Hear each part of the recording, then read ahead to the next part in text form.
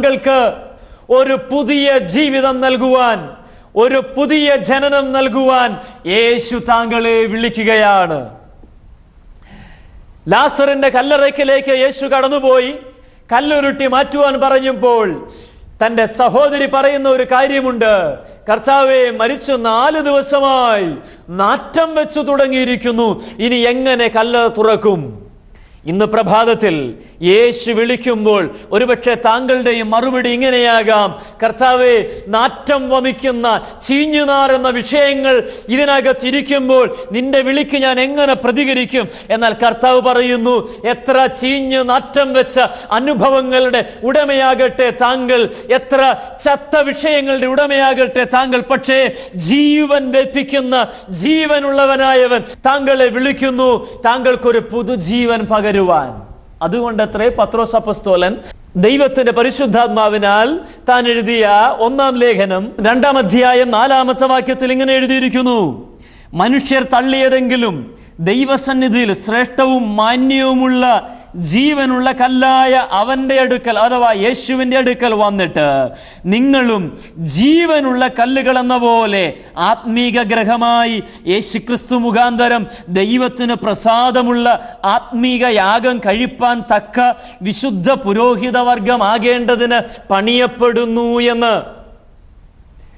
ജീവനുള്ളവൻ മരിച്ച നിർജീവ പ്രവൃത്തികളെ വിട്ട് മാനസാന്തരപ്പെട്ട് ഒരു പുതിയ വ്യക്തിത്വമായി തീരുവാൻ താങ്കളെ മാടി വിളിക്കുന്നു. താങ്കളുടെ ഇതുവരെയുള്ള ജീവിതശൈലി അതിൻ്റെ കെട്ടൊന്നു തുറന്നാൽ നാറ്റം വമിക്കുന്ന സാഹചര്യങ്ങളാകാം. മദ്യപാനത്തിൻ്റെയും വ്യഭിചാരത്തിൻ്റെയും കള്ളക്കണക്കുകളുടെയും കളവിൻ്റെയും കുത്തഴിഞ്ഞ ജീവിത ശൈലികളുടെയും നാറുന്ന അനുഭവങ്ങളാകാം താങ്കളുടെ ജീവിതത്തിൽ ഇതുവരെയുള്ളത്. പക്ഷേ യേശു വന്നിട്ട് മാർത്ത പറയുകയാ, മറിയയെ, ഗുരു വന്നിട്ടുണ്ട്, നിന്നെ വിളിക്കുന്നു. നാറ്റം വമിക്കുന്ന ജീവിത സാഹചര്യത്തെ അനുഗ്രഹത്തിന്റെ സാഹചര്യമാക്കി മാറ്റുവാൻ യേശുവിന്റെ വിളി ഇന്ന് കൈക്കൊണ്ട് അതിനോട് പോസിറ്റീവായി പ്രതികരിക്കുവാൻ മറിയയെ, നീ തയ്യാറാണോ? ഈ വിളിയുടെ മുൻപാകെ മറിയയുടെ പ്രതികരണം എന്തായിരുന്നു എന്ന് തിരുവചനത്തിൽ എഴുതിയിട്ടുണ്ട്. യോഹന്നാന്റെ സുവിശേഷം 11-ാം അധ്യായം 29-ാമത്തെ വാക്യത്തിൽ, അവൾ കേട്ട ഉടനെ എഴുന്നേറ്റ് അവൻ്റെ അടുക്കൽ വന്നു. യേശു അതുവരെ ഗ്രാമത്തിൽ കടക്കാതെ മാർത്ത അവനെ എതിരേറ്റ സ്ഥലത്ത് ആയിരുന്നു. യേശു ഇരിക്കുന്നിടത്ത് മറിയ എത്തി അവനെ കണ്ടിട്ട് അവൻ്റെ കാൽക്കൽ വീണു എന്നാണ് അവിടെ എഴുതിയിരിക്കുന്നത്. പ്രിയമുള്ളവരെ, ഗുരു വന്നിട്ടുണ്ട്, നിന്നെ വിളിക്കുന്നു എന്ന് പറഞ്ഞ സെക്കൻഡിൽ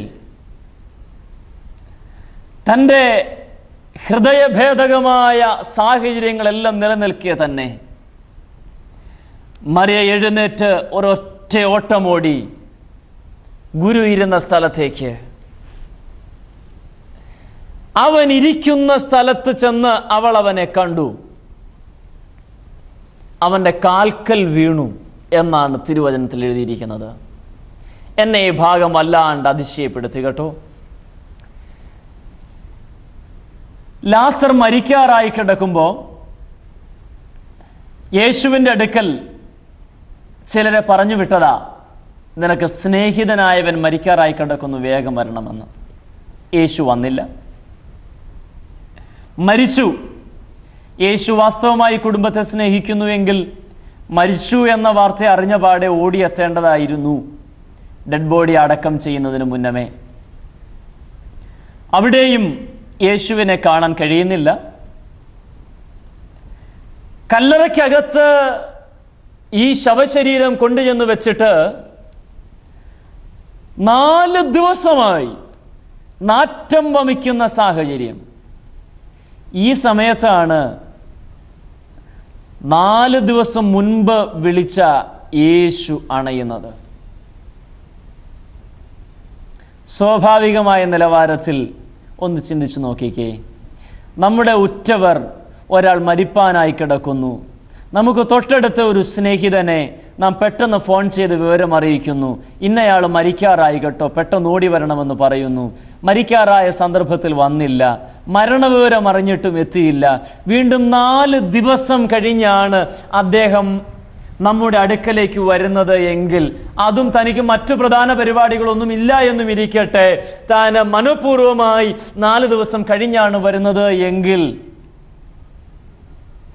അദ്ദേഹത്തെ കാണുവാൻ പോലും നാം താല്പര്യപ്പെടുകയില്ല. കാരണം അത്യാവശ്യ സമയത്ത് ദുഃഖത്തിൻ്റെ വേളയിൽ വരികയോ ആശ്വസിപ്പിക്കുകയോ ചെയ്യാതെ താൻ ആയിരുന്ന സ്ഥലത്ത് തന്നെ വീണ്ടും 3 ദിവസം കൂടെ കഴിച്ചുകൂട്ടിയ ഈ വ്യക്തിയെ സ്വാഗതം ചെയ്യുവാൻ പോലും നമുക്ക് താല്പര്യം തോന്നുകയില്ല. പക്ഷേ മറിയ ഗുരു വന്നിട്ടുണ്ട് എന്നറിഞ്ഞപ്പോൾ, തന്നെ വിളിക്കുന്നു എന്നറിഞ്ഞപ്പോൾ താൻ ഗ്രാമത്തിൻ്റെ അതിരോളം ചെന്ന് അവനെ സ്വാഗതം ചെയ്യുവാൻ തയ്യാറായി. ഇവിടെ ദുഃഖം ആർക്കാണ് കൂടുതലുള്ളത്? യേശുവിനാണോ മറിയയ്ക്കാണോ? നമുക്കറിയാം, തൻ്റെ സ്വന്തം സഹോദരനാ മരിച്ചത്. മറിയയ്ക്ക് അഗാധമായ ദുഃഖമുണ്ട്. ഈ ദുഃഖത്തിൽ മറിയ യേശുവിനെയാണോ അങ്ങോട്ട് പോയി ആശ്വസിപ്പിക്കേണ്ടത്, അതോ യേശു മറിയയാണോ ആശ്വസിപ്പിക്കേണ്ടത്? നിശ്ചയമായും യേശു മറിയയാണ് ആശ്വസിപ്പിക്കേണ്ടത്. അതിന് മറിയ അങ്ങോട്ടാണോ പോകേണ്ടത്, അതോ യേശു ഇങ്ങോട്ടാണോ വരേണ്ടത്? നിശ്ചയമായും യേശു മറിയ ഇരിക്കുന്നിടത്തേക്ക് വരികയായിരുന്നു ലോകപ്രകാരം നമ്മുടെ കണക്കുകൂട്ടലുകൾക്കനുസരിച്ച് ചെയ്യേണ്ടിയിരുന്നത്. എന്നാൽ ഇവിടെ കാര്യങ്ങൾ തിരിഞ്ഞാ സംഭവിച്ചത്. യേശു ഗ്രാമത്തിൻ്റെ അതിരിങ്കൽ വരെ വന്നു. മറിയ ഇതറിയുന്നു, മറിയെ വിളിക്കുന്നു എന്ന് പറഞ്ഞു. യേശു ഇരിക്കുന്നിടത്ത് മറിയ എത്തിയെന്ന തിരുവചനത്തിൽ നാം വായിക്കുന്നത്. എൻ്റെ വാക്കുകളെ കേൾക്കുന്ന പ്രിയമുള്ളവരെ, യേശു ഇരിക്കുന്ന സ്ഥലത്തേക്ക് മറിയ പോയി. പലപ്പോഴും നാം ഇരിക്കുന്ന ആ സാഹചര്യത്തിൽ അതിനോടൊത്ത് ദൈവം ഇങ്ങോട്ട് വന്ന് സഹകരിക്കുമെന്നാണ് നമ്മുടെയൊക്കെ പലരുടെയും പ്രതീക്ഷ. എൻ്റെ ഇരിപ്പിനൊരു മാറ്റം വരുത്താൻ ഞാൻ താല്പര്യപ്പെടുന്നില്ല, ഞാൻ ഈ സ്ഥിതിയിൽ തന്നെ തുടരും, ദൈവം എൻ്റെ വിഷയത്തിന് വേണ്ടി പ്രവർത്തിക്കുന്നെങ്കിൽ പ്രവർത്തിക്കട്ടെ എന്ന നിലപാടുകാരായ അനേകർ ഇന്ന് ദൈവത്തിൻ്റെ വചനം കേൾക്കുന്നുണ്ടാകാം. എന്നാൽ യേശു ലാസറിൻ്റെ ഭവനത്തിൽ അത്ഭുതം പ്രവർത്തിക്കുന്നുവെങ്കിൽ അതിനു മുൻപ് അവൻ ഇരിക്കുന്നിടത്ത് മാർത്തയും മറിയയും എത്തി എന്ന തിരുവചനത്തിൽ നാം കാണുന്നു.